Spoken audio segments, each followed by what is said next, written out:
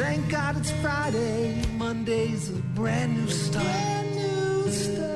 Wednesday, you're halfway home, and Thursday, the weekend's not far. Saturday and Sunday, you hang with your friends. What can you say about Tuesday?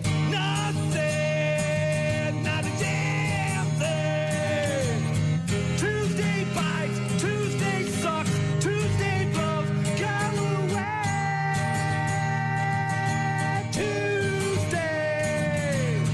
Tuesday's crap, Tuesday's lame, Tuesday's dumb, go away. Tuesday, Saturday and Sunday, you hang with your friends. But what can you say about Tuesday? Cinco de Mayo. Nothing. It is Cinco de Mayo, so we'll delve into that a little bit. Some deals you can take advantage of. Lots of places offering up deals on Cinco de Mayo. Also, Grant Bilse of the Wisco Sports Show is going to join us just after 8 a.m.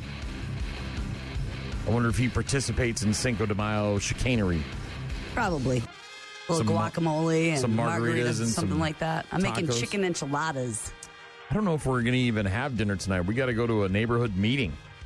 So the district that we live in is apparently the only district in town that doesn't have a neighborhood association. And the city is trying to do some stuff in our neighborhood in the district that we live in, and so we've got a Make an association? Well, there's a good friend of mine, Timmy, who's organizing this kind of thing, and so we're all meeting at a school over in our district and having a meeting and deciding what we're going to do with this neighborhood association thing. Get a little bit more representation. Got it. That's important. Yeah. You know how old I am? You carrying with the neighborhood as representation? I might join a neighborhood association years old. That's how old I am. Yeah. Well, you have a house in the neighborhood. Well, I'm It's not like concerned you're about just the house. I'm concerned about the sidewalks, right? So the city wants to come in and do what the city does, which is ruin neighborhoods by doing things that we don't need or want. And so if we have better representation, maybe that won't occur. Can you bring a jug of margaritas to this thing? Is this like maybe, I don't know. Turn maybe. it up, this neighborhood Well, Timmy's my guy when it comes to libations, so maybe we could turn it up to 11. I don't know. We'll see. It was funny, though, because the new mayor, the mayor in town, when he was campaigning and he came to our house, he actually knocked on our door and was campaigning and before he got elected. And, and I have a long-standing history of not liking local government, especially here. He came to the door and, hi, I'm so-and-so, and I'm running for mayor, blah, blah, blah, blah, blah, and this, that, the other thing, and I'm just out meeting people and, trying to see what people are concerned about. And I said, we don't want any effing sidewalks in our neighborhood. Write it down. And he's like, oh, and I was... All right, well, an association meeting tonight. Yeah. That's what you've got going on. Well, I think it's impetus for an association. We'll see what happens. But that's a budding association. That's cutting into my margarita and taco time. I hear what you're saying, yeah. So it may not be a taco margarita thing on Cinco de Mayo for me, but yeah, we've got Grant Bilse joining us after 8 a.m. We'll talk about Cinco de Mayo. Obviously, we'll let you know what's new. A new release Tuesday. We're going to talk about guitar solos as well. And if you want to be a part of the program, please get in touch with us. rockmornings.com. Let us know what you're up to on Cinco de Mayo. If you're working, or you're going to be going out later on with the girls. Maybe a big pitcher. You like your margaritas blended or with ice? I like them on ice. I prefer them over blended, but I had this job once where I worked at this apartment complex. You're the manager of the apartment, right? You were sort of like not at this particular job. At other ones, yes. But this was in Rockford, Illinois. And it was... the safest city in America. It was they have an armed guard at a gyro place. I had gotten fired from a radio station, and it was an interim period where my husband was still in school, so we couldn't relocate, yada, yada, yada. And I worked for this super awesome lady at this really large apartment complex. And there was like 4 of us in the office. And it was awesome. The maintenance crew was great. We nailed it. We were, at capacity all the time. Yeah, it was great. And every once in a while, like every month, we'd go to lunch on like a Friday. 3-hour lunch.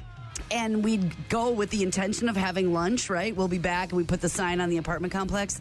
And that lady, that was where I got introduced to why get a glass when you can get a pitcher of margaritas. Makes sense. And we'd start with the pitcher at lunch, and by like 2 o'clock, we'd be texting the maintenance guy, telling him to flip the sign on the thing, and by 4 o'clock, we'd all be calling our husbands to come pick us up. Yep.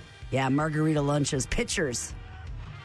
Barb. Sounds like a good Friday. I have fond memories of Barb. Once a month Friday. Lots of other stuff to get to, so don't go anywhere. Rock Mornings with Brian and Gene on your rock station. Instructional Films presents Cinco de Mayo, remembering Mexico's resistance to French rule on May 5th, 1862. The holiday is virtually ignored in Mexico, but thanks to slick marketing campaigns, it's a hit in the U.S. Look, there's the board of directors for the beer companies, laughing all the way to the bank. And there's Jeff, who drank too many cervezas and tried to drive home. He got pulled over by the police. Cinco de Mayo, because St. Patrick's Day was almost 2 months ago. Rock Mornings with Brian and Gene on Cinco de Mayo, the 5th of May. It is not Mexican Independence Day. It has to do with the Battle of Puebla and all that stuff. And we'll get into that later on. We got some deals we're going to talk about as well. Obviously, a lot of the taco joints are offering up deals on Cinco de Mayo. Save some money if you're going out for lunch or dinner tonight. We've got Rudy Giuliani. I didn't realize he was in a coma. Did you hear about this? No, I knew it was. What was it? He was pneumonia. Stable but critical. Yeah, so he came out of a coma yesterday, talking in Alert as he remained hospitalized in Florida, recovering from pneumonia. Said he's talking. He's alert to me. That's great news. Ugh. That's better. One of his buddies said that. Update on Rudy Giuliani's medical condition. Said he's had a tough weekend. He had pneumonia. They said yesterday was a very important day in the terms of his recovery. Former mayor recovering from pneumonia, said he had been was being monitored as a precautionary measure, now breathing on his own. So it sounds like maybe it was a medically induced coma that they put him in. But he's on his way to recovery now. That's what they're saying. He's awake and alert, and he's not in the coma. So that's, I guess, that's a positive, I guess, if you want to call it that. On a very serious note, a lot of people obviously go to Walmart to get their grocery shopping done. Is this the pizzas? Yes, and much like the Dino Nuggets that we had a few weeks ago, the frozen pizzas are getting recalled over salmonella contamination. 2 different frozen pizzas sold at Walmart's now under a recall over possible salmonella contamination. The U.S. Department of Agriculture, Food and Safety and Inspection Service expanding their recall to 6 different products, including 2 frozen pizzas that were sold at Walmart. The recall concerns a potential salmonella outbreak in the meat and poultry products prepared with a previously recalled dry milk powder. As of May 3rd, which was Sunday, 2 pizzas manufactured for great value, Walmart's cheap brand, in-house brand. I think it's Aldi, too. I think it's at Aldi, too. Were affected. The thin crust chicken bacon ranch and the stuffed crust chicken bacon ranch. The recall previously included 2 Mama Cozy's pizzas that were exclusively sold at Aldi. Okay, there's the Aldi. So if you've got some frozen pizzas from Aldi or Walmart, specifically chicken bacon ranch, check your freezers because you may have some pizzas that are under a recall. You got any of those in your house? I do not. But check if you shop there, look. Yeah. Compare it up against the websites. Also, another reason never to get on a cruise ship. I don't know if you saw this one. I sure did. I was telling my husband about this last night. He was unaware. This is like the beginning of COVID. Remember when all the people on the cruise ship and they wouldn't let them come to port and they just had to sit out there and like die? So I think what I read was that this was like some sort of like around the world excursion. It meant to be a very long cruise. They were going from the Horn of Africa to... We're not talking about a week through the Strait of, in Alaska or whatever. We're talking about like a month long. Yeah. Well, now they've got a bunch of dead people on the boat and people that are dying and they won't let them dock. They're refusing the permission to dock. But they did remove people that were sick, right? They're going and taking people off, but at the same time, you just got to sit out there and be sick the rest of the, until they figure this out. But a cruise ship at the center of a suspected deadly hantavirus outbreak has now been refused permission to dock. The cruise operator said the ship may sail from Cape Verde to Las Palmas in the Canary Islands and dock there.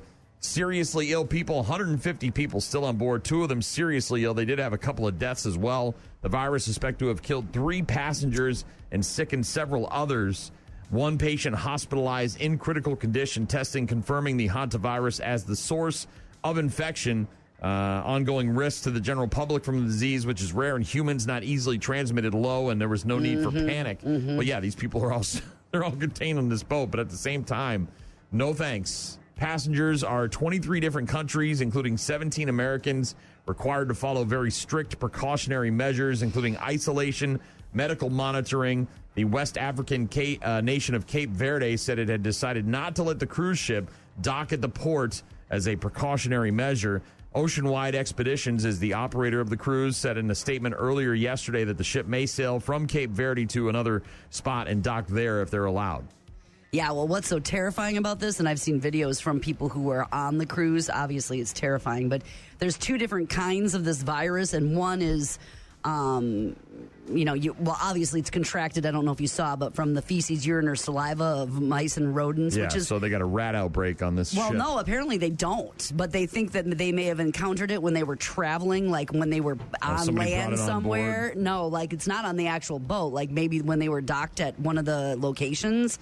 But there's one of the virus, the Andes specifically, that is transmitted person to person as opposed to directly from the rodent to a person. And so they're trying to figure out if that is the strain of it, because if it is, it's obviously a lot more contagious from person to person with a mortality rate of 40%, by the way. Man, I know you can get sick anywhere you go. Yes. But, man, I don't want any of that. This is the virus I don't want to spend all that money to be on a cruise ship and then have it ruined by getting a hantavirus and being out at they were going for to extra some days. very, And exotic locations on this third cruise. world countries that don't have a lot of regulations when it comes to the health. That was what Gene Hackman, though, and his wife. Remember they had that all the mice virus? and stuff living in their house, Yeah, that was the virus they both succumbed to. Oosh. No, thank you. Not catching me on a cruise ship. Let's see if you can identify this sound. You ready, Gene? Yes. Listen closely.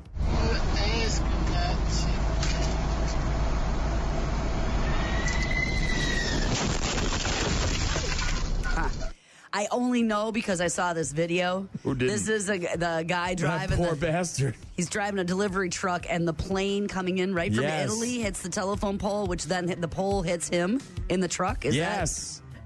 What are we doing? What's going on with these planes crashing into vehicles on the runway? A United flight with more than 230 people aboard hit a bakery company's tractor trailer on the Jersey Turnpike on Sunday, damaging the plane and, of course, the vehicle. The driver of the tractor trailer getting glass in his hand and his arm, but is expected to make a full recovery. When you see the video, you can't believe he's going to be all right. Yeah, the plane hit a light pole. It's like the Twitch streamer guy that got hit by the car. Yes. You see the video and you're like, oh my God, that dude's dead. But no, going to be okay, apparently. The plane had hit a light pole as it was making its descent, tipping it over and into a Jeep. No one in the Jeep was hurt. No one in the plane was hurt either. United said in a statement that it will conduct a rigorous safety inspection, but somebody went a little bit too low and hit that telephone pole. Yes, a little bit outside. Yeah. That pitch came in hot. Scary.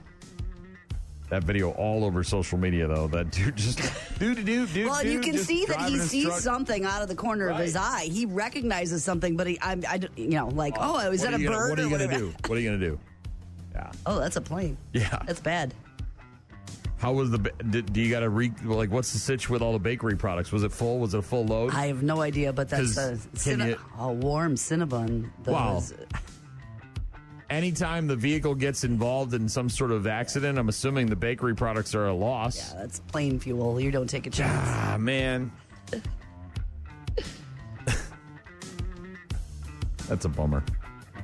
It's Rock Mornings with Brian and Gene. We've got sports coming up, rockmornings.com to get in touch with us. Grant Bilse is going to join us later on. We'll see what he's been up to, what his Mother's Day plans are. Love to hear Grant talk about his mom. Gonna probably go visit, I would imagine. I'm sure. Rock Mornings with Brian and Gene. Find them online at rockmornings.com. Got a text from someone who said hantavirus also heavily referenced in the movie Outbreak. Yeah, which... I'm sure. Extremely deadly. Rapidly killing people in that movie Outbreak. I remember it well. No, thank you.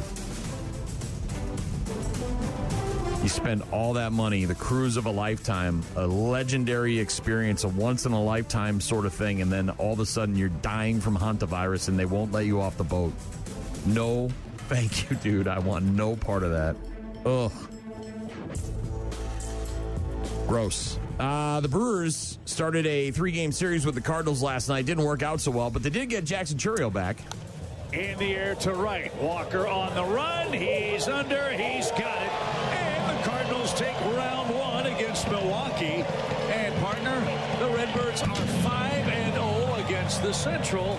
They earn a 6-3 win tonight. Yeah, 6-3 the final score. Cardinals over the Brewers. But Jackson Chourio went 4 for 4 in his first game back with the team since he went on the IL.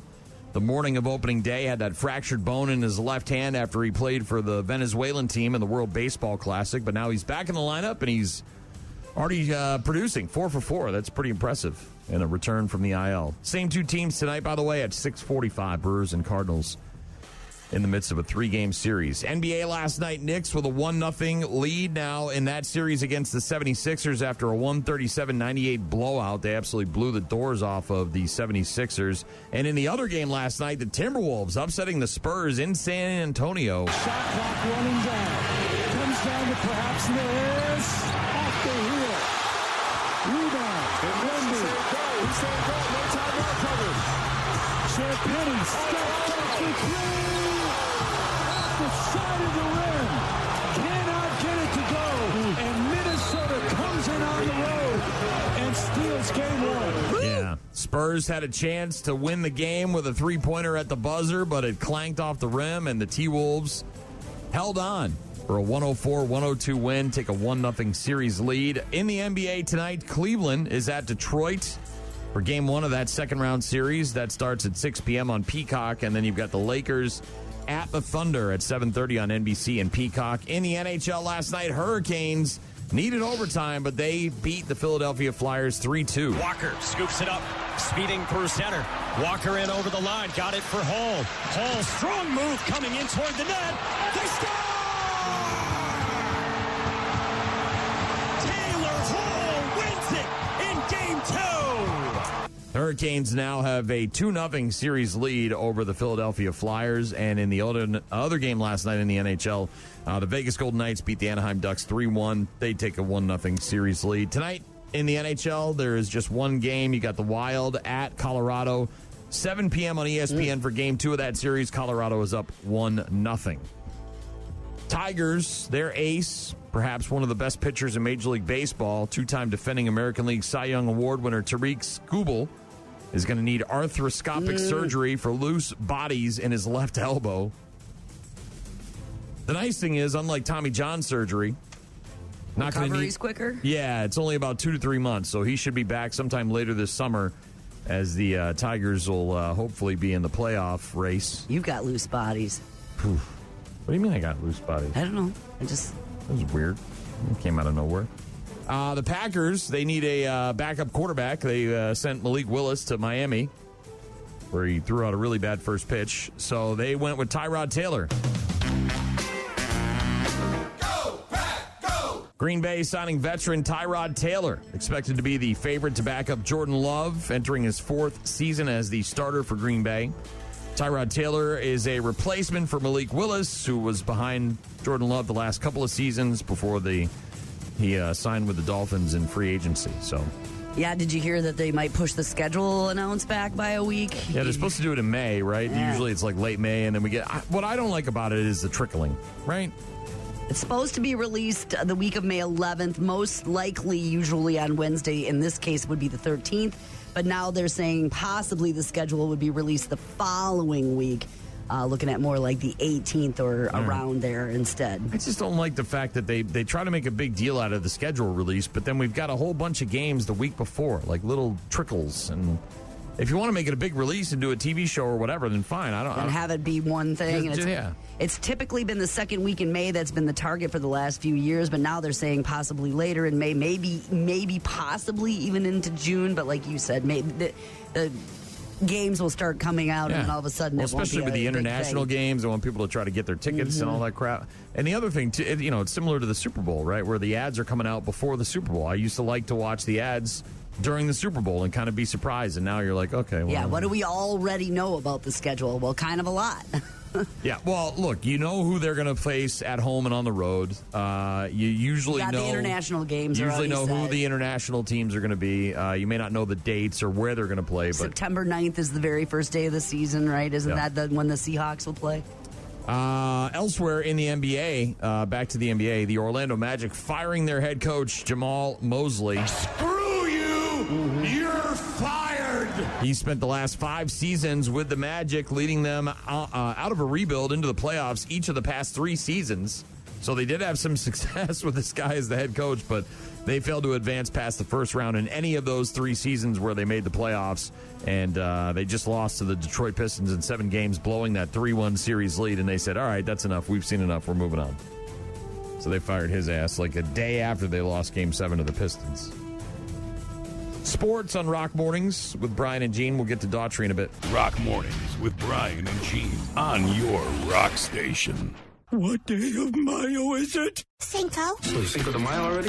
Oh, yeah. It's Cinco de Mayo. Festive celebration of Mexican culture. Hey, getting ready for Cinco de Mayo? I am throwing a big Cinco de Mayo party. Big Cinco de Mayo numero uno. Also Cinco de Mayo. Yeah, I said that. Did you not hear me just now? No. That's because I'm already drunk. Cinco de Mayo. Drinking margaritas. Happy Cinco de Mayo.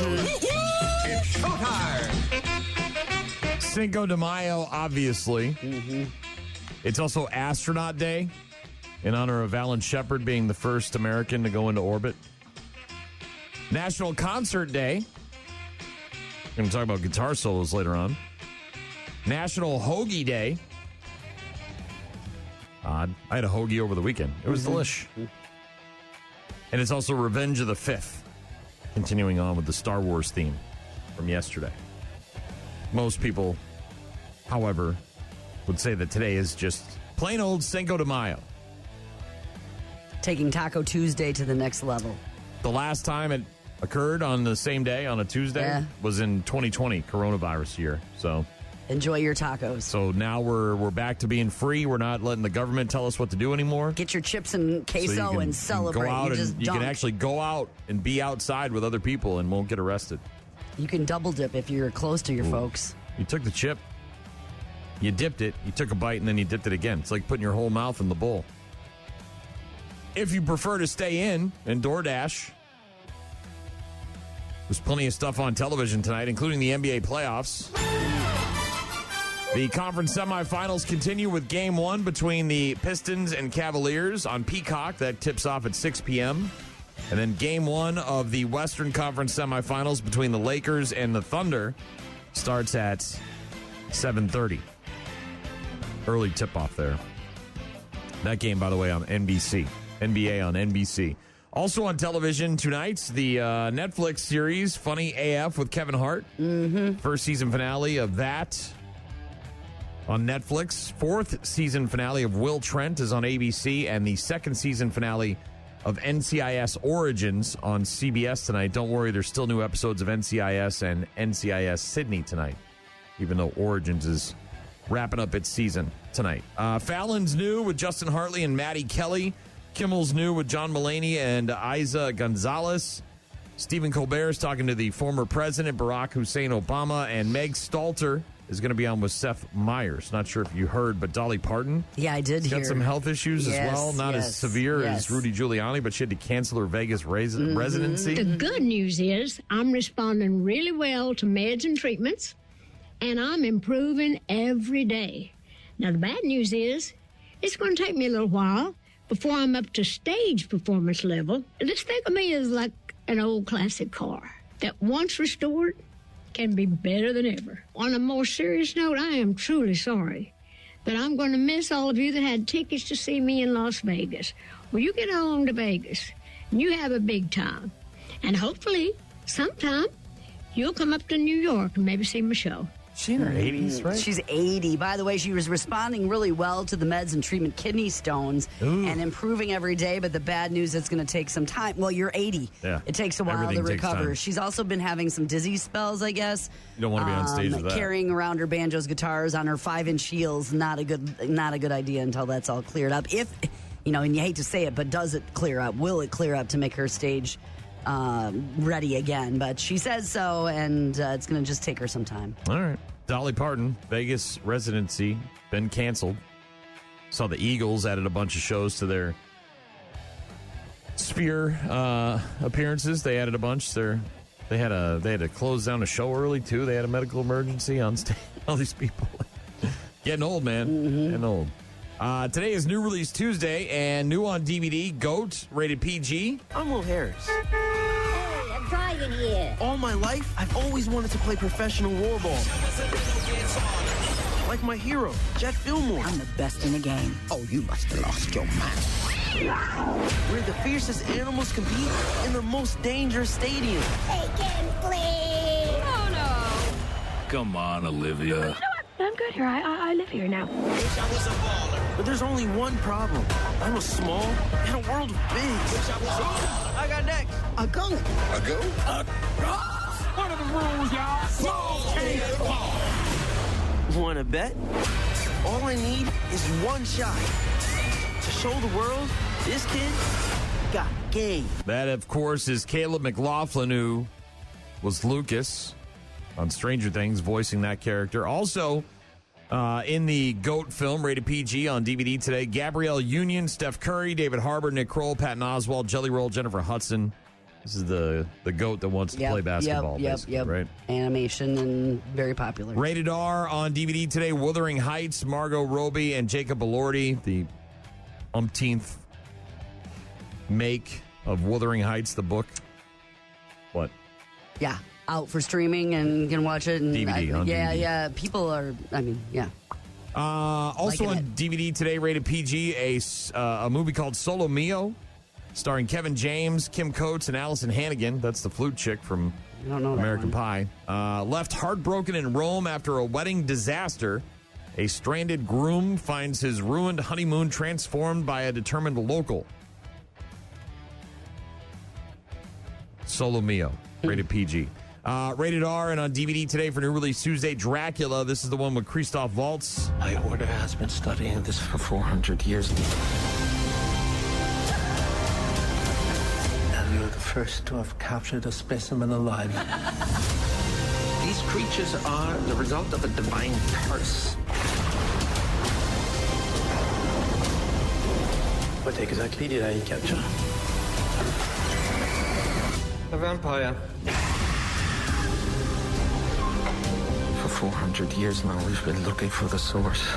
Here you are. He comes to find his princess. Count Dracula. Yeah, sticking pretty close to the source material. 15th century prince denouncing God after the loss of his wife and gets an eternal curse. He becomes Dracula.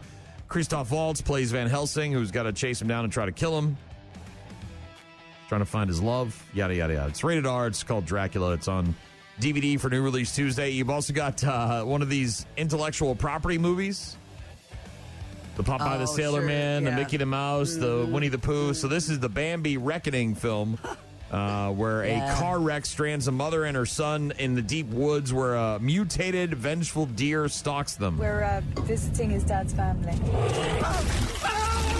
The plan is to draw it out of the shadows. You're bringing it here. It's perfectly safe. No. It's not safe. Bambi the Reckoning on DVD for New Release Tuesday. So if you've been dying to see that one, pick that up somewhere. And also It, Welcome to Derry Season 1, available on DVD today. They never even found a body. But maybe if you figure out what really happened to him. Could have been a drifter. Do you think somebody could kidnap a kid and keep him underground? In the sewers? Yeah. What happened out there, Helen? We have 25 disappearances. 7 confirmed deaths. Mostly children. Something bad's coming. Sort of the prequel to the It films. Where did Pennywise the Clown come from? Underground. In the sewers.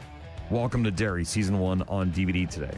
I started watching that Lord of the Flies thing. Okay. On Netflix Did you? yesterday? Because I finished, we were watching that Running Point with the professional basketball team comedy thing. Goldie with Hawn's daughter, Kate Hudson? Kate Hudson, and a bunch of other people are in it and make cameos and stuff. But we finished the season last night, and I almost started the Lord of the Flies. But how many episodes are? It was 2 seasons of 10, Okay. 2 seasons of 8, 10, something like that. So we just wrapped that up last night. It was good. I was right. The kids are much younger, or at least appear to be much younger in this version of Lord of the Flies. They also have very thick British accents. Yes. So think about that. Maybe turning on your closed captioning. It was okay. You watched the first episode? I got the first 3 episodes down. Oh. There's 4 of them, and they're all about 50 to 55 minutes long. I had it on in the background while I was working on the computer in the afternoon yesterday. And true to what you remember it to be? That it's similar enough. You know, there's Peggy, the fat kid with the glasses. There's Jack, who's the nice kid, and there's the other kid who's kind of a jerk and wants to go out and kill pigs and becomes the violent group. And so similar. The plane crashes. They end up on the island. This, that, the other thing. Almost started that last night. But it's okay. It's okay. Busy time of the year. The thing for me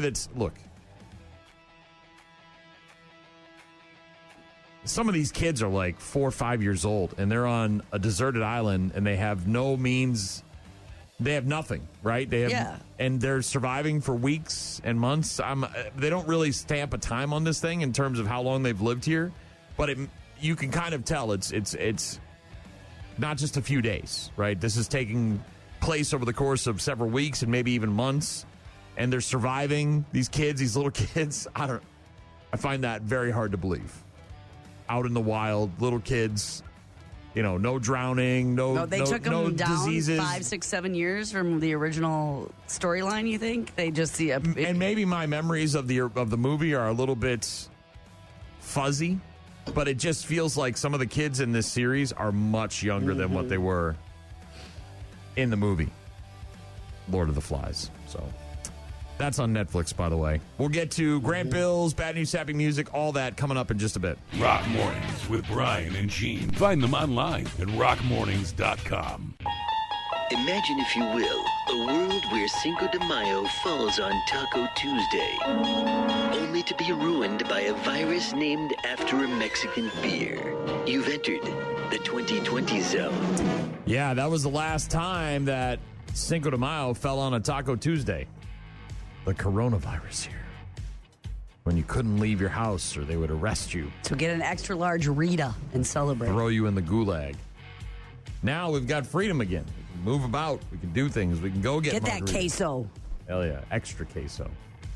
Courtney sending in pictures of the food he's preparing at the Mirage. Said, I'm making carne asada, baked potatoes, loaded tachos, and a nacho plate. Celebrate Cinco de Mayo. That tacho plate looks delish. By the Chicken way. enchiladas on the menu tonight. That's what you're making? Yeah. Green sauce. All right. Versus red. Yummy. We'll see what happens with this Try it neighborhood out. association meeting thing. I'm guessing it's going to cut right into our dinner plans. There's always tomorrow. 6 de Mayo. Right? You might not get the specials that are happening all across. Doesn't have the same ring to it. Right.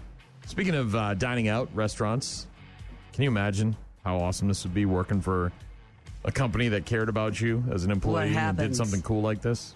What happened? This was for everyone that worked there? Yeah, not just everyone, but some customers. Some restaurant owners, they own a place called The Standard Restaurant in Toledo, Ohio. A chain or an individual? It sounds like it's probably an individual chain. Okay. Mm-hmm. Maybe even, or not an individual, but maybe like, maybe 1 or 2 Standalone, locations. okay. They surprised their entire staff and some of their customers and former employees by shutting down their business and taking everybody on an all-expenses-paid cruise to the Bahamas. Oh, I think I saw this. All the wait staff and bartenders and stuff for like 3 days. Didn't they do like 3 days? They covered the flights, the cruise tickets, and their lost wages, right? No, I did see this. So the employees who were going to be on the trip while they were supposed to be working and earning money could actually enjoy it together. Staff members obviously thrilled.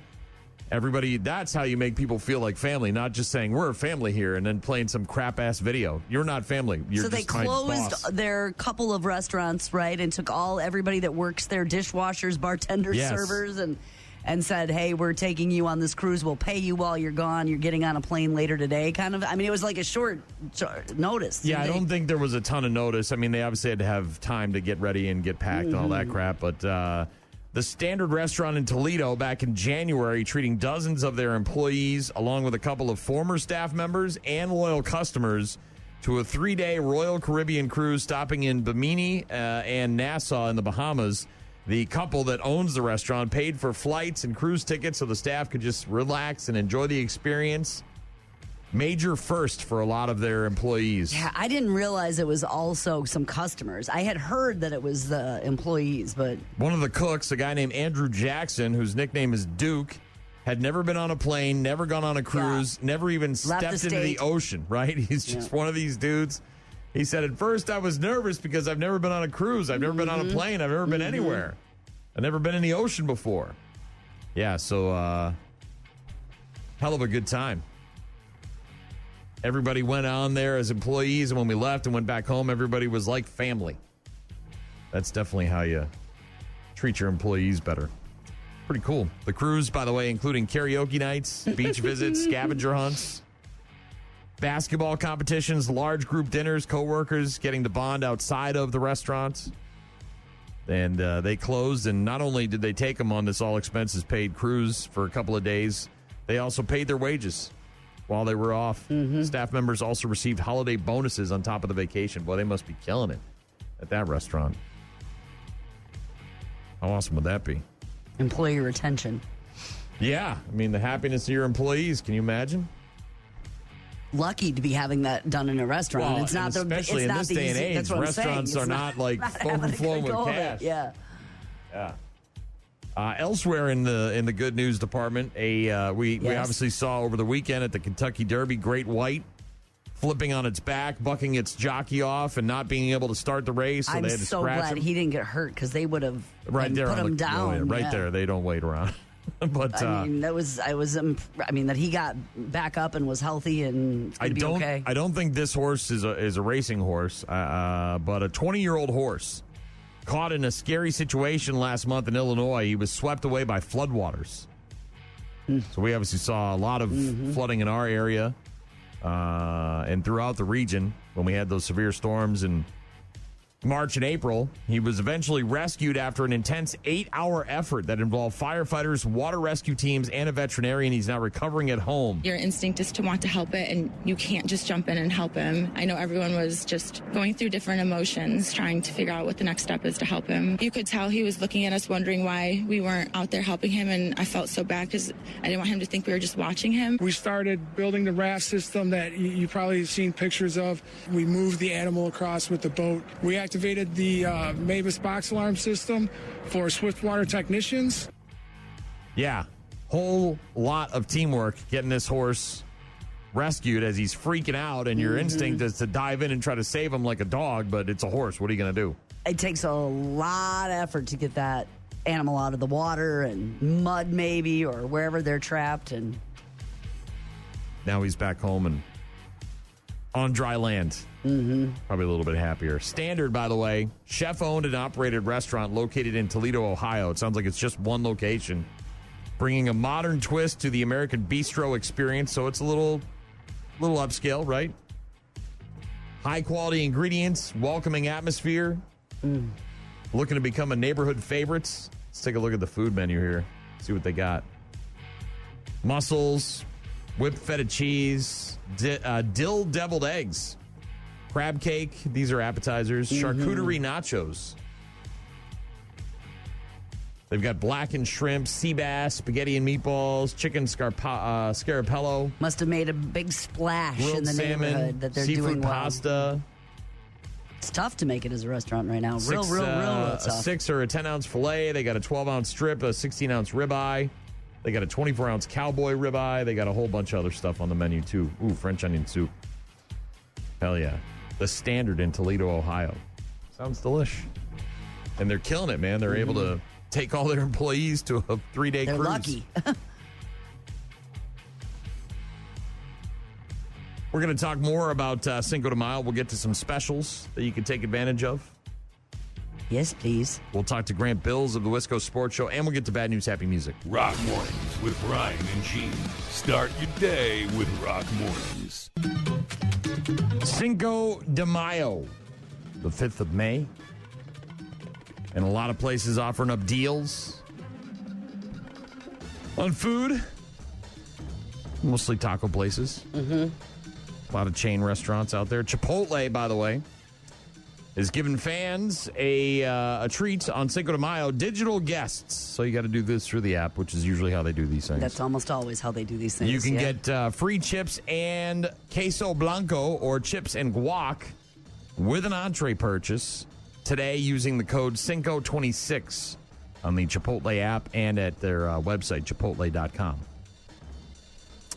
So free chips and queso blanco or free chips and guac when you purchase an entree at Chipotle today. Got to use the code on the app or on the website. Taco Bell. Yes, tell me about it. If you're a Grubhub Plus member, you can get a free Crunchwrap Supreme when you place an order with Taco Bell that's $20 or more. And that started yesterday and runs through Sunday. All week long. People who do not have a membership can join for only 99 cents a month for 6 months. The discount on Grubhub Plus is only available in the month of May for Taco Bell. If you're a Grubhub person, check that out. Yeah. Participating 7-Eleven, Speedway, and Stripes locations. I'm assuming these are all gas stations. Gas stations. Offering deals on May 5th. You buy one burrito, you get one free. There's a deal. Nothing says Cinco de Mayo like a 7-Eleven burrito. Two burritos. Apparently, at participating 7-Eleven, Speedway, and Stripes locations, you can also purchase a limited-time walking taco, which is served in a chip bag and contains ground beef, queso, pico de gallo, and crunchy Doritos for only $6. Purchase a $3 wine-based frozen margarita in classic lime strawberry or strawberry lime swirl flavors. Larger sizes include a $10 half-gallon serving, which are available. That's where I want to get my that sounds wine-based frozen margarita. Terrible. It sounds for $3. Terrible. Sometimes in a pinch, Gene, it's what you need. Man, wow. Seven Rewards and Speedy Rewards members can also get $3 off Modelo Especial, Pacifico Clara, and Coronita Extra, and other select beers. So save money on some beers. Nothing wrong with that. Checkers and Rallies, which are widely respected for their Cinco de Mayo menus. Think of necessarily for this. You would think of for burgers or sandwiches, yes. On Cinco de Mayo, the Checkers and Rallies restaurants are offering a $3 sourdough double melt, a classic cheese double, and the double spicy chicken. Guests can also upgrade to a small combo, which includes fries and a drink starting at $6. And according to the internet's Taco John's, another chain taco restaurant. Yeah, I figured Taco Tuesday and Cinco. Yeah, so they're offering 3 for $5.55 on beef soft shell tacos May 1st through the 4th, which was yesterday. And then today, Cinco de Mayo, crispy beef tacos for only $1.39 each, which apparently is their normal Taco Tuesday deal, so it's not anything special. They also have a month of mucho in the month of May at Taco John's. Various discounts, including $1 off Fiesta Combos, which starts May 9th, goes through the 14th, and then a BOGO free summer lemonades, which starts on May 15th through the 21st. But today, for Cinco de Mayo, Taco John's is offering up crispy beef tacos for $1.39 a piece. There you go. Some deals. Check out your local restaurants. Obviously, eat local if you can. Yeah. Support those local businesses. There's plenty of Mexican restaurants in our area that do a wonderful job. I made the mistake of getting the molcajete, which is the big giant bowl of stuff. Oh, yeah. It's enough for 4 people, and I got it, and my wife got her own dish. So now this was a couple weeks ago we went out, and I was eating it for several days afterwards. Well, that's all right though. That's how you do that. You pay once, and then you've got food for the week. All right. Yeah.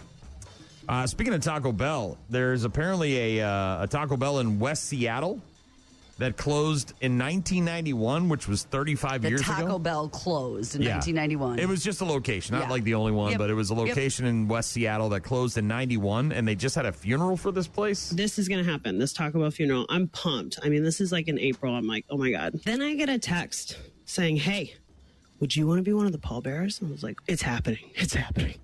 I had the honor of being one of the pallbearers yesterday, which I didn't know exactly what that meant, right? Because we have no casket. We have, how is this going to work? It's a headstone. It is a full-on tombstone, probably of granite. And so we needed 10 people to lift this up and walk it down to be in front of this closed Taco Bell. First of all, I would never want to hang out with somebody that sounds like that. I don't know what that was. But that sounds like someone I don't want to hear speak again. Funeral organized by a local artist who goes by the name Sunday Nobody. The funeral featuring bagpipes, a crying contest, a 21 bell salute, and even released a dove. Locals dressing in black, bringing flowers and other offerings as tokens of condolence. And as you heard there, they apparently had a headstone as well.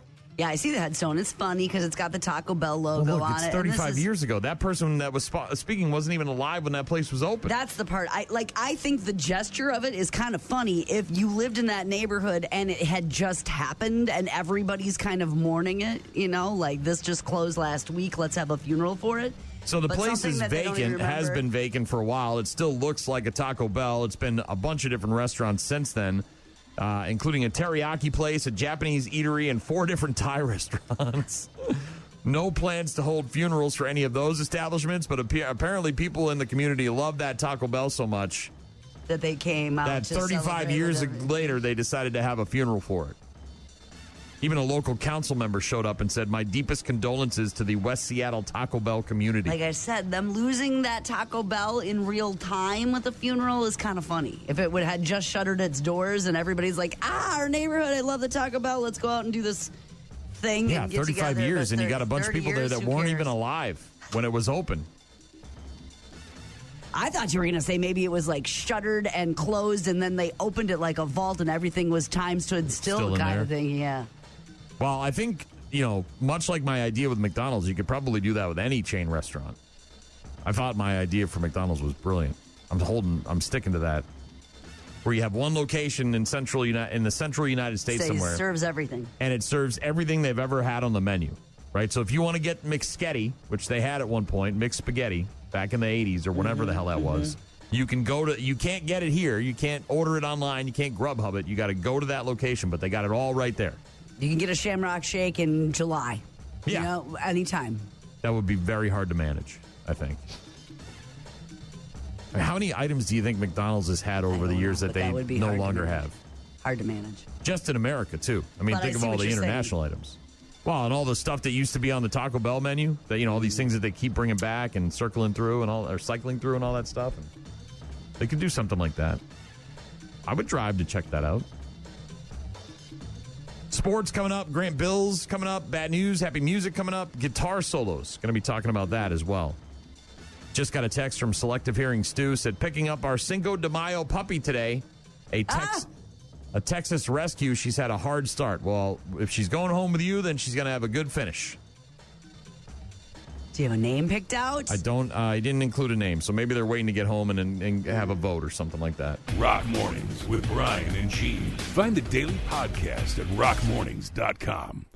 Brew Crew losing to the Cardinals yesterday, 6-3. Same 2 teams tonight. 6:45 first pitch. Jackson Churio back in the lineup last night. Went 4 for 4. Not enough to get the win, but still good to see him back. Good showing and good to have him back on the field. Yeah. NBA playoffs continuing tonight. Cleveland at Detroit. Game 1 of that second-round series. That kicks off at 6 p.m. on Peacock. And then you've got the Lakers at the Thunder, 7:30 on NBC and Peacock. NHL tonight, the Wild at the Avs. 7 o'clock on ESPN. That's game 2 of that series. Colorado up 1-0. Packers signing Tyrod Taylor as a backup for Jordan Love. John Sterling, radio voice for the New York Yankees for parts of 36 seasons, passed away at the age of 87. Had a heart bypass surgery this winter.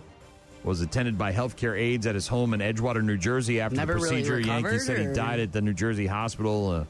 He called 5,420 regular season games, 211 postseason games when he retired back in April of 2024.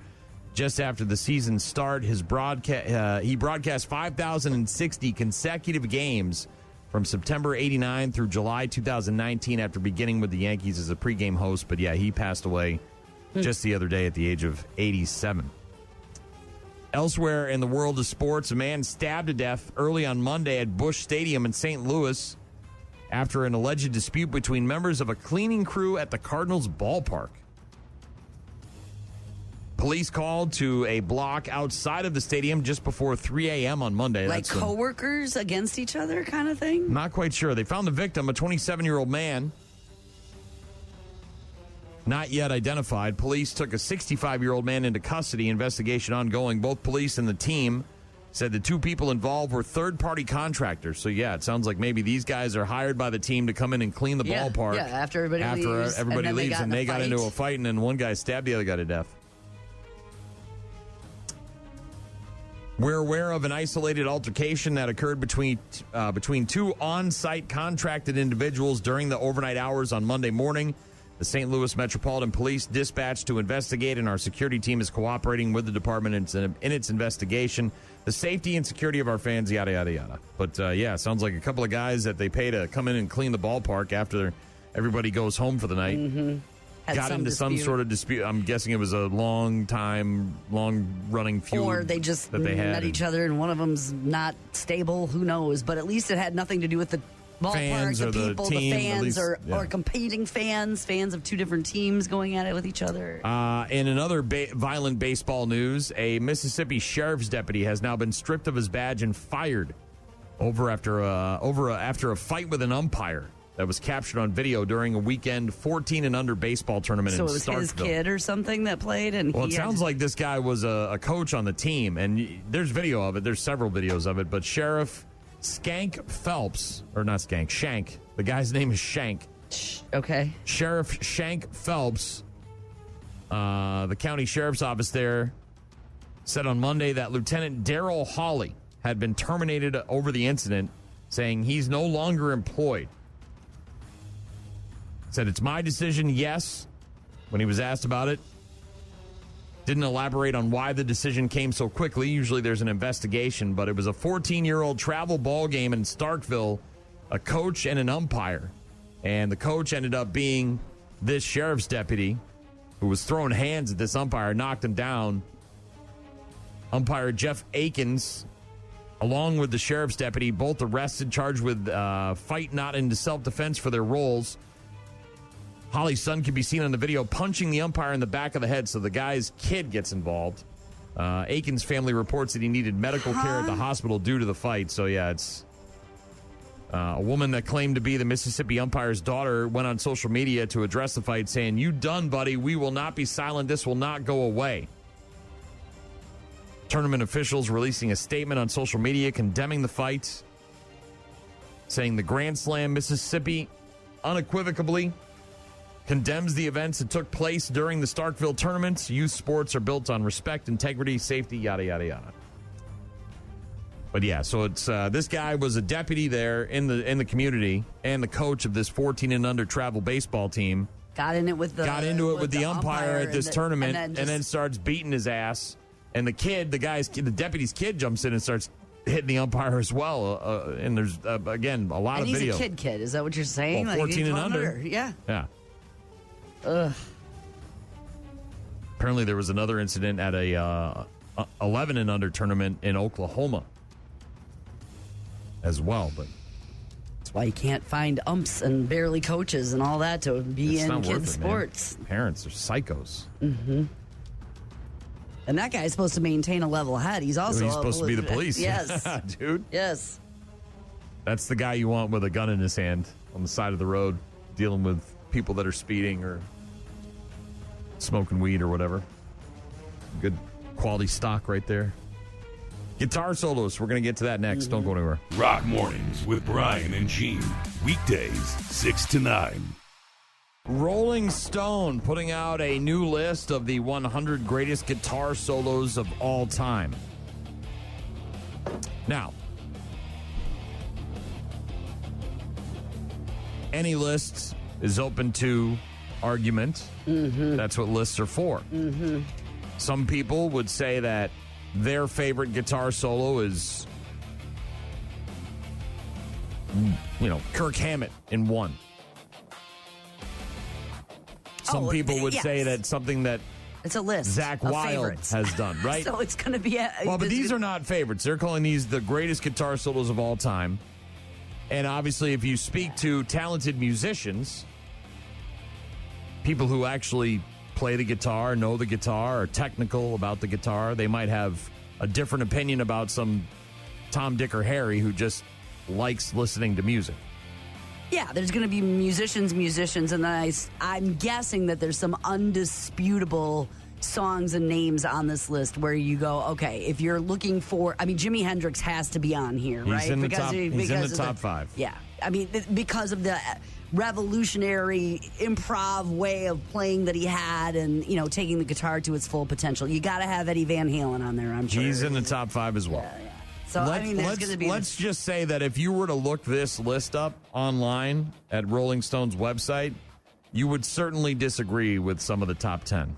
Yeah, you probably got Jimmy Page on here somewhere for Zeppelin. Yeah. 7 coming in on. We're gonna. There's going to be those like monsters of the instrument, and then there's going to be ones that are probably arguable, and then your favorite. Here's a perfect example, right? Your favorites. I brought up Kirk Hammett, Metallica 1, widely considered to be one of his greatest not on guitar the list. solos. It's on the list, but it's at 27. Okay, now it's on the list. Yes, it's essentially in the top quarter. It's just outside the top quarter there, but that might seem a little bit low, especially when you put it in context, right? Where you start scrolling, and you're looking at Layla from Derek and the Dominoes, not the Eric Clapton version, the Derek and the Dominoes version, where the guitar solo from that is at 23. Yeah, but what about Dragon Force and Guitar Hero, man? Right. Well, then at 22, you've got Neil Young and Crazy Horse with Powderfinger. Okay, so again, but at 21, then you're like, oh, there's Stevie Ray Vaughan with Texas Flood. And you're like, hell yeah, that's exactly where Stevie Ray belongs. But then some people will be like, no, Stevie Ray belongs in the top 10. So we're going to focus on the top 5. It's kind of, I don't know. Again, there's 2 on here in the top 5 that have to be in the top 5. Yes. If you're talking about the greatest guitar solos of all time. I agree with you. In my opinion, there's 2. The other 3 can be interchangeable. You can move them out, move them in, whatever you want. But number 5.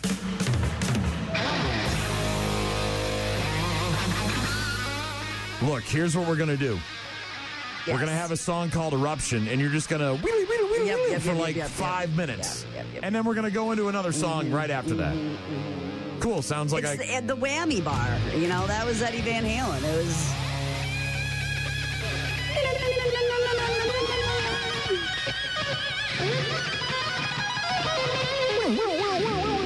And everybody's over here doing this thing. Yes. The fret tapping. Oh, yeah. Eruption from Van Halen from 1978 coming in at number 5. And that is one of the 2, in my opinion, of the top 5 that belong there. That has to be in your top 5. Okay. Regardless of who you are. Okay. You've got to put that in there. Would you say that's Eddie's best work? I think it's the one that comes to mind. You know what I mean? There's so many that he's... Right, look, the guy can shred. That's where it's highlighted. This is one I definitely distinctive. Look. Great guitar solo. I like the band. I like the song. I don't know if it's in my top 5, but number 4 on the list of Rolling Stone's greatest guitar solos of all time, the top 100, is "Comfortably Numb" from Pink Floyd. And basically, the last 2 minutes of the song are the guitar solo. Yes, but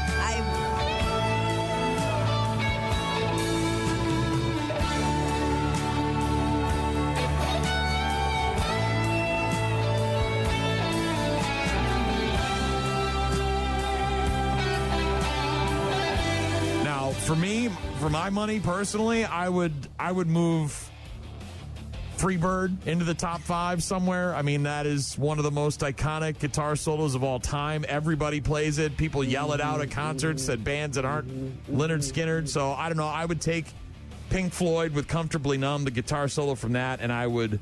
Well, then you get into, I would slide in some Lynyrd Skynyrd here, because then you're going to get into, like, artists where they're going to go, hey, man, the technical guitar playing in Steely Dan is way more technical than what's the Jeff Porcaro argument about drummers, so right? At number 3 on the 100 greatest guitar solos of all time, according to Rolling Stone. Again, it's fine. I like the song. I like the bands. It's a really good guitar solo. It's not what I would have at number 3. I would probably slide Randy Rhoads from Crazy Train in there. I was just going to say, I mean, but I'm more of a heavy metal guy, right? So, like, I hear the Eagles in Hotel California, albeit a classic all-timer. Yes. Not in my top 5. You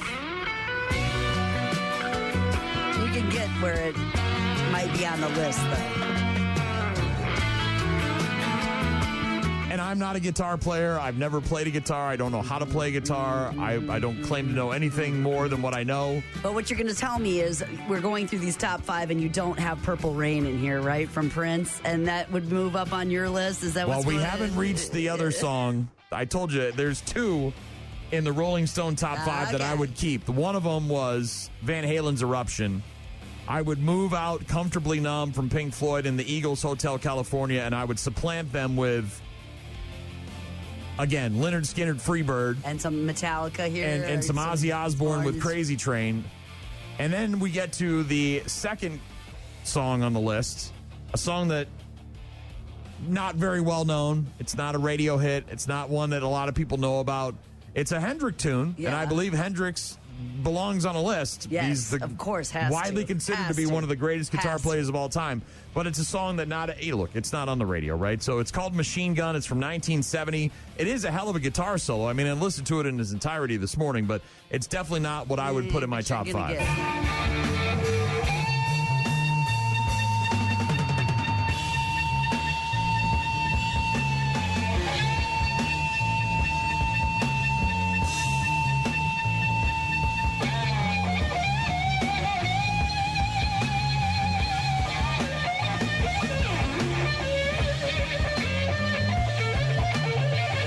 Amazeballs. And again, you're going to pick Voodoo Child, probably, or something. If you're going to pick a Hendrix song, you might go with Voodoo Child or All Along the Watchtower or something along those lines. I don't know. I might move Queen's Bohemian Rhapsody in there. Brian May's guitar work on that is fantastic. Yep, you're sliding cups around now, right? Yeah, and then, of course, number 1 on the list is the other song that belongs on any list of great guitar solos. I had 2. Number 1 of them was Van Halen. The other one was this. Can't play this guitar. Unbelievable. And this is obviously the Super Bowl performance. This is not the album or the version from the movie, but still.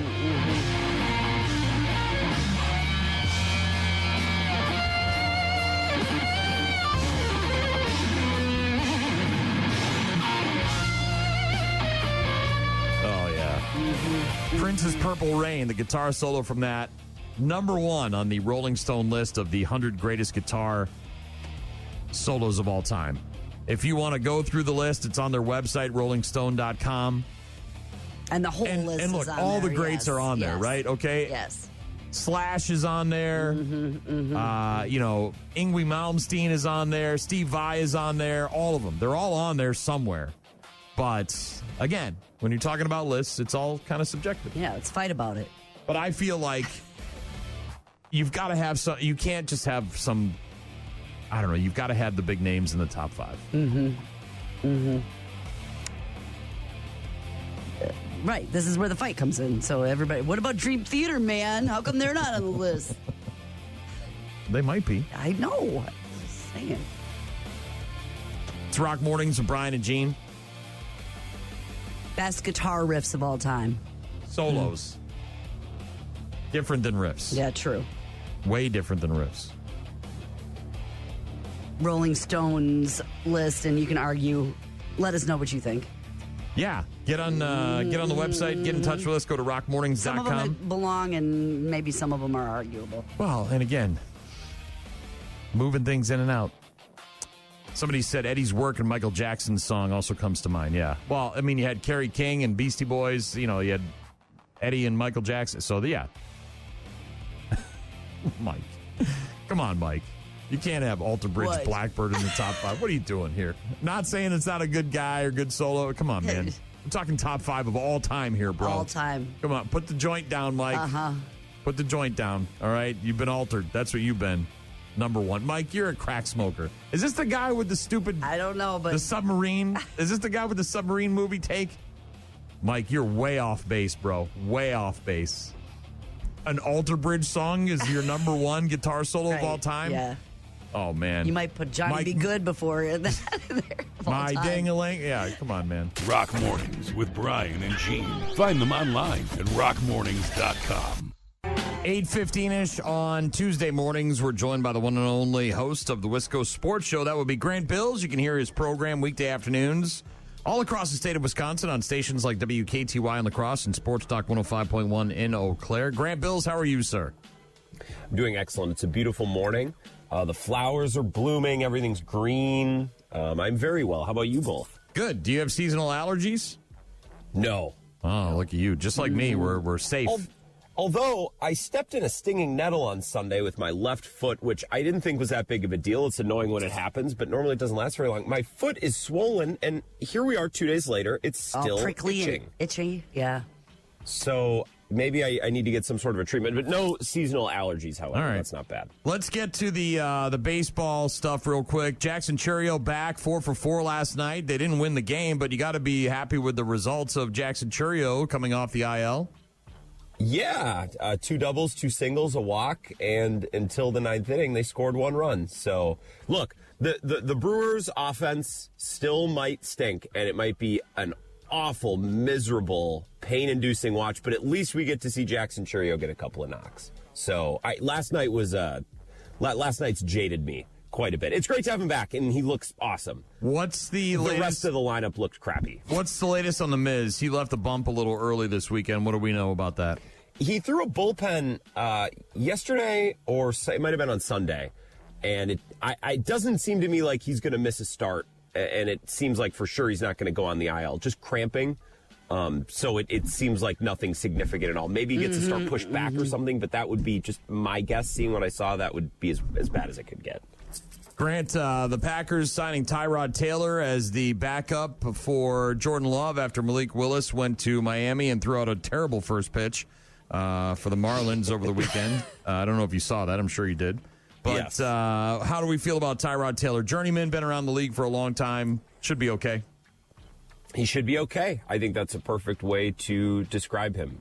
Simpson, I'm sure you guys on the Rock, you have a calendar where, you have big bikes for Little Tykes coming up in a week from Saturday. So you get into the spring, you talk big bikes, right? You get it late into the summer, we start talking about Oktoberfest. You have a calendar to the way you program your show and your station. Sports radio is the same way. And normally in July, I do a topic, should the Packers sign a veteran backup? And we waste a couple of days talking about that. Now you have lost out on several days of programming. Yeah, exactly. Because when I ask that, this is the exact type of player we're talking about. So now that topic is off the board. But when you talk about a veteran backup, been around the league, has played in a bunch of systems for a bunch of teams, Tyrod Taylor is it. And although he's old, he's not a statue. He can move a little bit, and he's athletic. So he's not just an old, Kirk Cousins who's going to sit back there and just throw passes and be a statue.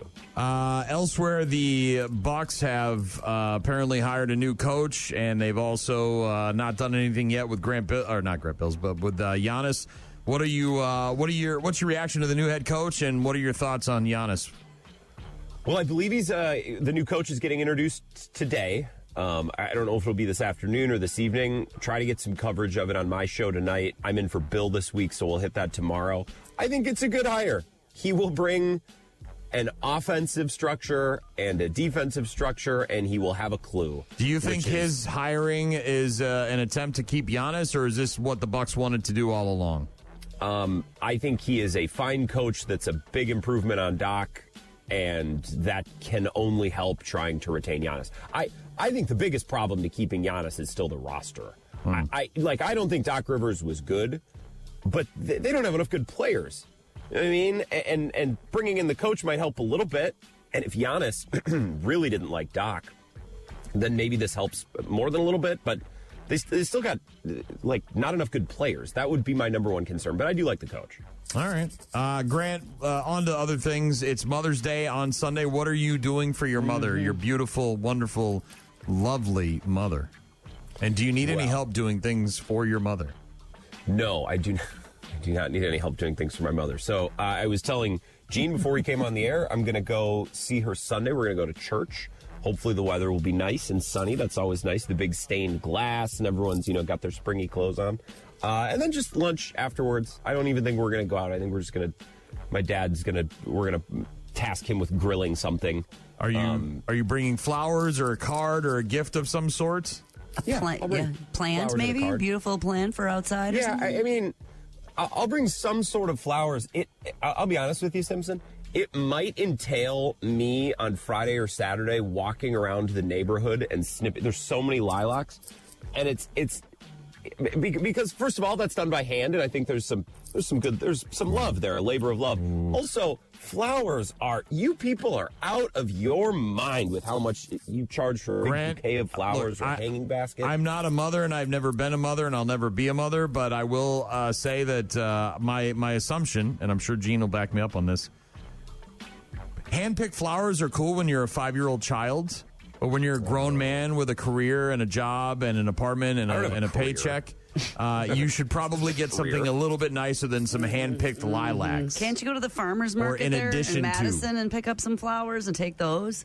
Yeah, there's probably a farmer's market on every corner in this town, and it's probably at 1 p.m. because no one goes to work here in Madison. I'm in the studio. I don't know when I would go buy them. Look, rest assured, I will get my mother some nice flowers, whether that's from the store or a beautiful not hand-picked from your neighbor's alley. Am I wrong, Gene? Am I right? You would be disappointed? I think it's cute if it's like a retro throwback, like look what I did to remind you what I did when I was 8, but you're also stealing from your neighbors in an alleyway. Like you're rushing in with the scissors and cutting them from somebody else's bush, and you're a grown man. As that one lady told us years ago, it's alley property, bitch, so don't you worry about it, okay? It's not like you have your own lilac bush you're taking. You're literally walking down the street clipping them from other people to give to your mother.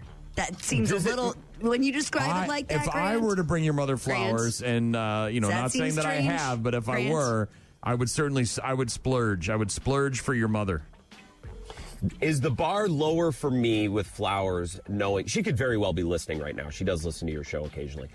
Is the bar lower for me if I'm the only child who's going to be home on Sunday? Does that make make my offering better by default? You're gainfully employed. You have a lovely lady in your life now. Barely.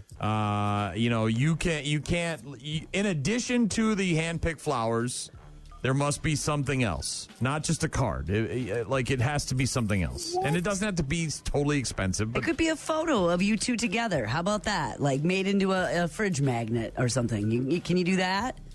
It's a craft project. See, it's hand-picked flowers and a craft project. It's like you're in second grade again. This is perfect. Okay. So I'm just keeping track. The gift can be second grade level. The flowers have to be but it has to be nostalgic and like really pull at the heartstrings, like a Hallmark card commercial. You know what I mean? Like one of those, like the truck commercials around Christmas where they make you cry because the dad doesn't remember anybody. A nice dementia commercial right there to give you the feels. That's what you need. That's what you need, Grant. Because the dad doesn't remember. Sure. Look, okay. I will tell you guys next week what I come up with. It will be something thoughtful, and I will spend the requisite amount of time and resources on it. All right. The other topic, we were just discussing a list of Rolling Stone just put out a list of the 100 greatest guitar solos of all time. And I know you're a musician, so this will fit nicely with you. Do you have a number one? What would be your number one of all time? Is it a Toto song? It wouldn't be a Toto song. Not necessarily your favorite, but what guitar solo that you've heard that you know of would you consider to be the greatest of all time? It doesn't have to be your favorite. I'll probably think of one later today, but the one that first comes to mind, and I feel like a lot of people would say this, Kid Charlemagne, the Steely Dan song. Is it's number 8 on the list, by the way. Okay, cool. I'm barking up a good tree then. From 1976, Kid Charlemagne from Steely Dan is on the list at number 8. Not a huge Stairway to Heaven guy. That's number 7 from Led Zeppelin, by the way. Is Hotel California in there, I would assume? Number 3 from the Eagles, 1976. So you definitely know your guitar solos. You've got 3 right off the bat. I'm just questioning you as to where you would, what would be your number 1 overall if you had to pick one? I mean, maybe the Kid Charlemagne's pretty awesome. I love Larry Carlton. Who is the guitar? They had a bunch of different guitar players, but Larry Carlton's pretty baller. By the way, number 1 on the Rolling Stone list is Purple Rain from Prince. Okay, sure. I'm not the world's biggest Prince guy, but yeah, Prince rules. Prince is Prince. Number 5, by the way, is Eruption from Eddie Van Halen. Yeah, Van. So I'm not a hardcore shredder rock guy, but what Eddie Van Halen did on the guitar was it's almost like he made it a new instrument. Grant are opposites here. You are shredder. He's more jam out. Eddie was the 80s version of Tom Morello in the 90s, because Tom Morello was doing things with a guitar that not that they were the same in terms of skill or prowess. I'm just saying that in terms of revolutionizing what the guitar does, nobody was doing what Tom Morello did with a guitar until he came along. It was just this insane new thing that we heard. By the way, Stevie Ray Vaughan, a legendary guitarist, he doesn't even make the list till number 17, by the way, or 18. I was thinking of SRV, but I don't know what specific solo of his. You could just talk about songs, but he all of his songs are guitar driven. You know what I mean? So I don't know that there's one Crossfire's a really, but what solo do they have on there? Well, number 21 was Stevie Ray Vaughan, and it was from Texas Flood. So, and again, similar to Hendrix, you could kind of interchange a lot of these because all of them were so effing good. But, I mean, Lynyrd Skynyrd's Freebird is at 19 as well. So, I mean, when you're talking about all-time classics, I just wanted to know if you had a number 1 that stood out to you. Probably Kid Charlemagne. I will say songs that would be on your station. I don't know a ton of songs by Avenged Sevenfold, but anything I hear Sinister Gates play is pretty, that dude's a badass. And I've told you this, I love System of a Down, Darren Malkian, he tunes his guitar all weird, and he does really cool stuff. But again, I'm not really big time shredder, thrash metal. We got a text from a guy named Mike who said that Blackbird from Alter Bridge is the number 1 guitar solo of all time. I told him that was insane, and he needs to put the weed down because Mike's smoking way too much pot. He might be. I wish I knew more. I need to listen to more hardcore rock so I understand what's happening on this station sometimes, musically speaking, at least. So do you have a live music gig anywhere soon that we can come and watch you shred? No, well, I won't be doing a whole lot of shredding. Modestly picking, maybe. We played Friday and Saturday. Those Neil Diamond covers. Where are you going to be picking? We did not play any Neil Diamond covers. No Neil Diamond songs over this last weekend. I don't think I have anything on the schedule right now. All right, well, keep us posted.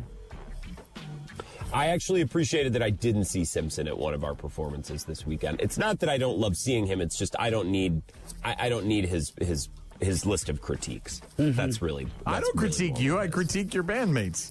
They don't need it either, is what you're trying to say. Appreciated. That's I love watching it's an Grant umbrella Bilse. statement that he doesn't Grant's need it. the man. I love watching Grant give him a hard time, but I'm not going to critique him. All right, Grant, always a pleasure. Have a great rest of your week. We'll talk to you next Tuesday. Get your mother something nice for Mother's Day, or some other man will. I agree. I will get my mother something nice. You don't have to worry about that. Okay. Nice to chat with you both. We'll talk next week. There he is. Grant Bilse, host of the Wisco Sports Show, weekday afternoons from 4 until 6 on stations all across Wisconsin like WKTY, in La Crosse and Sports Talk 105.1 in Eau Claire. I guess I maybe would have tried to choke it down. Yeah. Yeah, we got a bunch of texts about the stupid guitar list. I'm sure. We may need to do we have an option to block people from listening? No, I want their Do we have a way, when you get opinions. unwanted phone calls, can we do that with unwanted listeners? Because I got to be honest, the subway guy, not the subway, but the submarine guy and the Alter Bridge guy, these two guys that we need to get rid of them. They're all unchangeable. One bad apple spoils the whole damn bunch. These guys are rotten apples. Great. They're ruining the apple barrel here. They're ruining it. You just want to know who the starting shortstop. Unbelievable. I can't. We got to block these people in real life. Let us know. Give us just a call. like Facebook, just like cell phones, we got to be able to block people. Bring them in. Everybody's in. That should be some new tech that we're talking about here. Stop talking about tech going into cars. Make this happen. Yeah.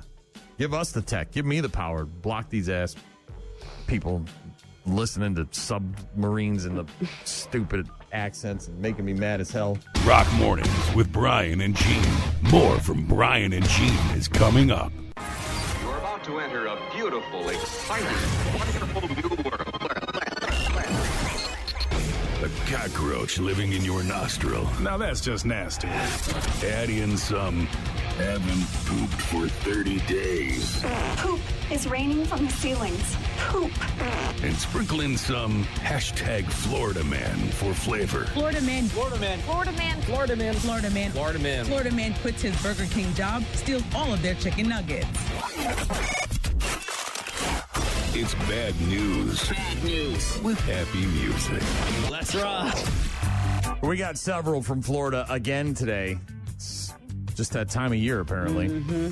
34-year-old man from Florida named Eric Drake, arrested a couple of weeks ago. Nobody said criminals were smart. This guy stole a car and then drove it to the sheriff's office. To turn himself in?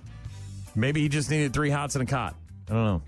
Right? Wanted to get arrested so he could get in there and have a nice night's sleep and get off the streets. I have no idea. But this guy got to the sheriff's office and he voluntarily admitted that he had stolen the car. He said he was walking around looking for a vehicle to steal, spotted this car. The engine was running with the keys inside and decided to take the car and travel north to visit his mother.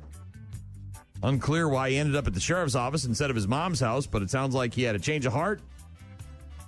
He was charged with grand theft, booked into jail, has a court date coming up later this month. Cops is filmed on location with the men and women of law enforcement. All suspects are innocent until proven guilty in a court of law. We got to go through the whole court thing when the guy shows up with the stolen car and admits to doing it? Or we really need to waste all that time? I could take a picture and get some video and looks like he's guilty. You ever crashed a wedding? No. You ever been to a wedding you weren't invited to? Maybe somebody brought you along? I mean, I guess I could have been a guest to somebody who was unfamiliar with me, but I don't think I've ever, crashed it or been... Well, this is kind of like crashing weddings. You better lock it up. You better lock it up. No, you lock it up. You lock it up. Lock it up. Lock it up. Kind of like crashing funerals? Well, look, some people enjoy going to weddings. I've had my fill. I don't need to do it anymore. Well, could be fun. There's cake, there's drinks, there's dancing, there's people, there's chances to mingle, maybe get lucky, have a little bit of sex. Steal that box of cards, maybe? I don't think that's this. If you're somebody who enjoys weddings, there's a new service that'll help you get an invite even if you're a complete stranger. It's called Not a Wedding Crasher. Are they built for speed or for comfort? What'd you do with them? Motorboat? You play the motorboat? You motorboating son of a... You old sailor, you. This is a platform that connects couples who have extra wedding seats with guests, allowing random people to attend and help offset wedding costs. Yeah, so maybe they I'm now paying, right? Like, let's say you have 200 people. They always say about 20% of the people don't attend. So now you've got 20% of these seats and you've paid for the full amount. How do you offset the cost? Well, maybe if people really like going to weddings, they can pay to come. They can get dressed up. They can do the dancing. They can meet and mingle and whatever. It provides a way for couples to fill last-minute cancellations or otherwise untaken seats, helping to meet the venue minimums and recoup some costs that they may have spent on the wedding. And for the guests, it offers a unique opportunity to attend a real wedding and celebration of love, along with some food, some drinks, and some dancing. You can meet some people. You can get some wedding ideas of your own. There is, of course, a verification process. It's not just like you have to. Me and my shorts and my hoodie are going to show up. Couples list their wedding on the Not a Wedding Crasher platform. And then guests are requested to purchase a seat like they're going to a sporting event. To the right!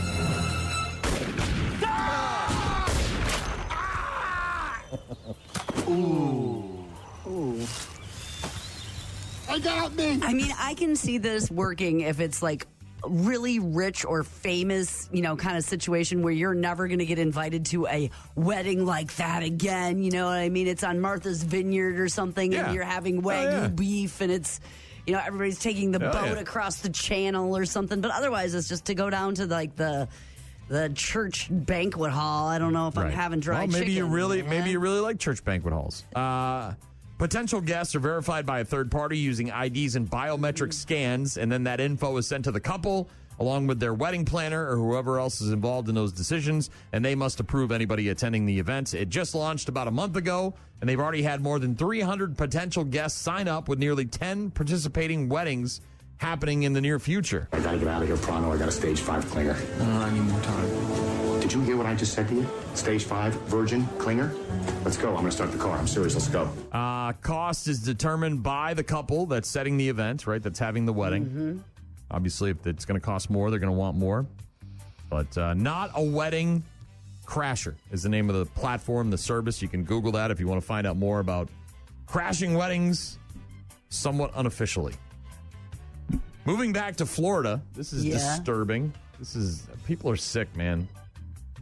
Hashtag Florida woman killed 11 baby ducks by driving her car over the brood multiple times because she was ticked off that they messed up her yard.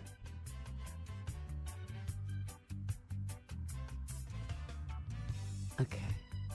Beverly Sasbury, who is 64, by the way, hit with 11 counts of felony animal cruelty for the incident that occurred on April 25th outside of her home in Jacksonville. Police department said a pair of people passing by saw her behind the wheel of her red Honda Accord as she mowed down the ducklings and then turned her vehicle around multiple times to hit them. Oh, my gosh.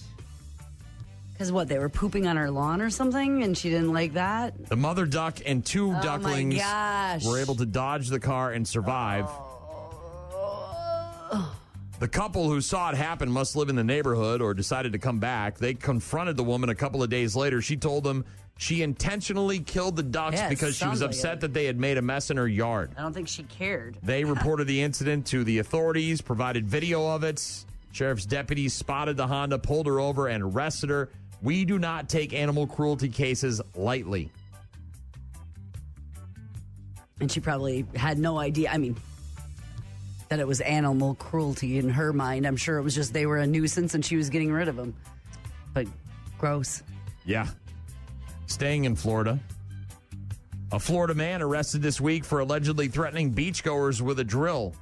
Like, telling one of them that he, quote, I'm going to kill you. You ever seen a grown man naked? Yeah, so this guy apparently was also naked at the time. Naked with an electric drill, running down the beach. Yakov Levi wedging his way into a private condo's beachfront property. So he's not even on a public beach. He's in some private condo beach. He was asking to sit on one of the beach chairs, was turned down because he doesn't live there, right? Dude, this is private property, bro. Get the hell out of here. He allegedly became irate, then swung a beach umbrella at another person. Then he grabbed a drill and charged at a man while saying, quote, I'm going to kill you. So he didn't bring his own drill. It must have just been... A handyman was doing work on the condo association. Yeah. Witnesses said he was running with the drill down the stretch of the waterfront. Body cam footage capturing his arrest, showing officers raising tasers at the man while he sat on a private condo's beach chairs. Officers attempting to move him. He rolled onto the ground, kicked an officer in the legs. He also allegedly used a drill with a large sand-digging bit attached to it to drive a hole into a beach chair in front of the cops, causing a bunch of damage. All this while not wearing any clothes. Hashtag Florida man rides again, baby. Sand in all of the places, that's though. Bad. That's bad. That's very bad. Rolled onto very the ground, bad. orifices. And very, very bad. Sticky sand. It's not good. Not good. It's not the exfoliation you're looking for. No, certainly not. You get those particles in your cracks and crevices and your nooks and crannies, and you get some real problems there. Might as well be using... hose down. I mean, like, it's really gotta... That's why you bring baby good powder, pressure. right? You got to have good pressure. Put the baby powder on, then it doesn't stick to it. You can't just get that off in the pool. Oof. It's like using sandpaper instead of a washcloth. Bad news, happy music on Rock Mornings with Brian and Gene. We'll get to our daily check-ins in just a couple of minutes. Rock Mornings with Brian and Gene. Find them online at rockmornings.com. Call. Hello? Email. I tried emailing you. Text. So many ways to check in with us. Check. We rely on you guys for traffic updates, requests, and all sorts of other stuff. Check this out. Rockmornings.com is the website where you can find all of our contact info. You can also download the apps and get in touch with us that way. Leave us voicemails, send in pictures, submit videos. We got a couple of voicemails this morning. One from Jesse. Steel heart, angel eyes. I'm assuming that was a reference to a guitar solo. That's my guess. We were talking about solos this morning. Rolling Stone with the 100 greatest guitar solos of all time. We discussed that for a little while about an hour ago, and Jesse wanted to add some steel. I didn't see that on the list, but to each their own. Also got a voicemail from Adam, I believe. The best guitar solo of all time was performed by Martin Bear off of Aqualung, Jethro Tull's Aqualung. Aqualung. The Tull. Could be on the list. We didn't read all of them. You can look at Rolling Stone and look at the list to see if it's on there. That's his personal favorite. I knew there was going to be a lot of those personal favorites. Also got a text from Marky Mark, listening from Alajuela, Costa Rica, the place where the airport is not San Jose. And then he's got a picture of beer along with our radio station right there on some sort of listening device. Thank you very much, Marky Mark. Appreciate that. Taking us with you wherever you go. Taking us with you where you're going. Shorty, hashtag Florida Man, says, if you don't like someone, yes, definitely block their asses. There's several people here this morning that we may have to block. One of them is Mike. No, he's fine. Leave him. Mike is fine. We were talking about the greatest guitar solos of all time, and Mike fired off. Mike thought in his brain, his little brain, in his little head, thought that Alter Bridge Blackbird is number one. This guy is smoking not only pot, but also crack. He might be smoking some weed. Sort of just laced. Weed, it's across the river. It's legal. In no world that we have ever been to, no parallel universe. In the top 5? Look, not saying they're a bad band, not saying they're not great instruments, all that, or musicians with talent. Not number one. Mike, you got to put the crack down. You got to stop with the PCP. He's very. All right, drugs are bad. Fan, okay, super. Obviously. He's a super fan. No one in the history of the world is going to say that Blackbird, the guitar solo in Blackbird, is somehow better than any Jimi Hendrix guitar solo. Mm-hmm. I mean, come on, bro. Again, personal preference, sure, you can like it. It's your favorite, but it's not number one. And then we got this guy, the submarine guy.